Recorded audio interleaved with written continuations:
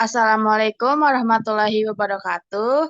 Sebelumnya, saya mengucapkan terima kasih kepada dosen pengampu mata kuliah penilaian pembelajaran SD, yaitu Ibu Nur Hasana SHUM yang sudah memberikan kesempatan kepada kelompok kami untuk memaparkan materi dan juga saya mengucapkan terima kasih kepada teman-teman yang hadir pada Zoom kelas ini. Alangkah baiknya izinkan kami untuk memperkenalkan diri. Saya Indah Nurmaisah yang bertugas sebagai moderator serta memberikan beberapa materi di mana kelompok kami akan membahas tentang model pembelajaran inquiry. Namun tentunya saya tidak sendiri karena akan ditemani oleh tiga rekan saya yaitu ada Amanda Julianti, Ali Nurseto, dan Mariatul Soleha. Baik, di sini ada pengertian model pembelajaran inquiry. Inquiry berasal dari kata to inquiry yang berarti ikut serta atau terlibat dalam mengajukan pertanyaan-pertanyaan, mencari informasi, dan melakukan penyelidikan. Inquiry artinya proses pembelajaran didasarkan pada pencarian dan penemuan melalui proses berpikir secara sistematis. Pengetahuan bukanlah sejumlah fakta hasil dari mengingat, tetapi hasil dari proses menemukan sendiri. Belajar pada dasarnya merupakan proses mental seseorang yang tidak terjadi secara mekanis. Melalui proses mental itulah diharapkan siswa berkembang secara utuh, baik intelektual, mental, emosi, maupun pribadinya. Oleh karena itu, dalam proses perencanaan pembelajaran guru, bukanlah mempersiapkan sejumlah materi yang harus dihafal, tetapi merancang pembelajaran yang memungkinkan siswa dapat menemukan sendiri materi yang harus dipahaminya. Berdasarkan pemaparan di atas, dapat disimpulkan bahwa model pembelajaran inquiry adalah rangkaian kegiatan pembelajaran yang menekankan pada proses berpikir secara kritis dan analisis untuk mencari dan menemukan sendiri jawaban dari suatu masalah yang dipertanyakan. Proses berpikir itu sendiri biasanya dilakukan melalui tanya jawab antara guru dan siswa. Teori yang melandasi model pembelajaran inquiry. Yang pertama ada teori belajar konstruktivisme. Teori belajar konstruktivisme juga beranggapan bahwa pengetahuan tidak dapat ditransfer begitu saja dari seseorang kepada orang lain, tetapi harus diinterpretasikan sendiri oleh masing-masing dan individu. Artinya, pengetahuan bukanlah sesuatu yang sudah jadi, melainkan proses yang berkembang terus-menerus. Yang kedua ada belajar bermakna dari Ausubel. Hal ini terjadi melalui pemahaman siswa terhadap sebuah konsep, mampu mengubah konsep melalui proses asimilasi dan akomodasi konsep, sehingga menyebabkan peningkatan kemampuan untuk memecahkan masalah. Belajar bermakna dari Ausubel sesuai dengan model pembelajaran inquiry, karena siswa mengidentifikasi masalah dan menyelesaikan materi secara mandiri tanpa dibimbing oleh guru.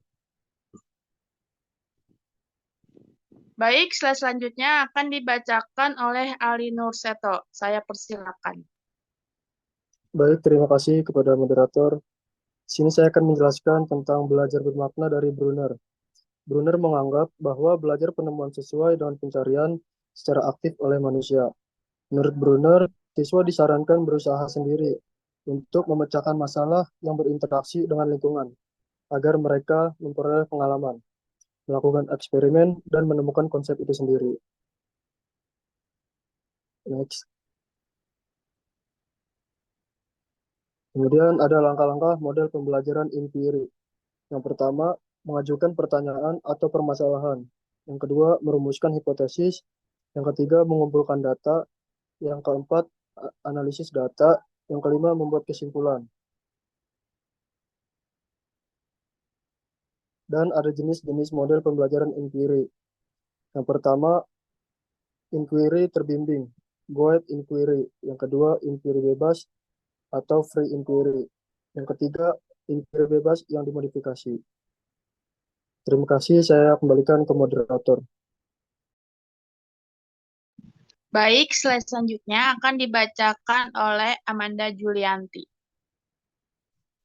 Baik, terima kasih moderator. Di sini ada prinsip-prinsip dalam model pembelajaran inquiry.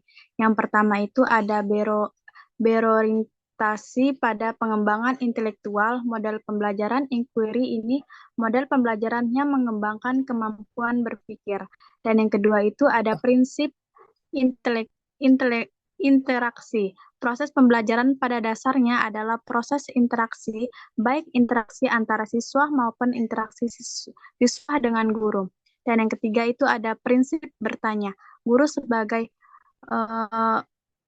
perannya dalam model pembelajaran ini karena kemampuan siswa untuk menjawab sebuah pertanyaan. Dan yang terakhir ada prinsip belajar untuk berpikir. Belajar bukan hanya mengingatkan sejumlah fakta, akan tetapi belajar juga proses pengembangan potensi seluruh otak, baik otak kanan maupun otak kiri. Next. Dan di sini juga ada karakteristik dalam model pembelajaran inquiry. Yang pertama itu membuka inteligensi siswa dan mengembangkan daya siswa. Dan yang kedua, memberikan kebebasan pada siswa untuk berinisiatif dan bertindak. Dan yang ketiga, mendorong siswa untuk berpikir intensif dan merumuskan hipotesis sendiri. Dan yang keempat, seluruh aktivitas yang dilakukan siswa diarahkan untuk mencari dan menemukan sendiri. Next. Dan di sini juga ada kekurangan pembelajaran inquiry. Yang pertama yaitu jika model pembelajaran ini digunakan, maka akan sulit mengontrol kegiatan dari keberhasilan siswa. Dan yang kedua, model ini sulit dalam merencanakan pembelajaran dengan kebiasaan siswa dalam belajar. Dan yang ketiga, kadang-kadang dalam mengimplementasikan memerlukan waktu. Dan yang terakhir, selama kriteria keberhasilan belajar ditentukan oleh kemampuan siswa. Baik, saya kembalikan ke moderator.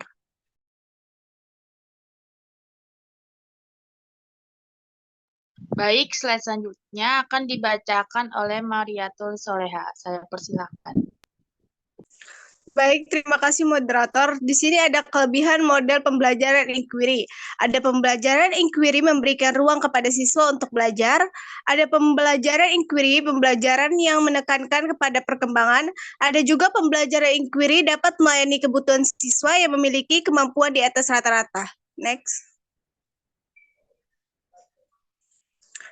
Di sini juga ada keefektifan model pembelajaran inquiry.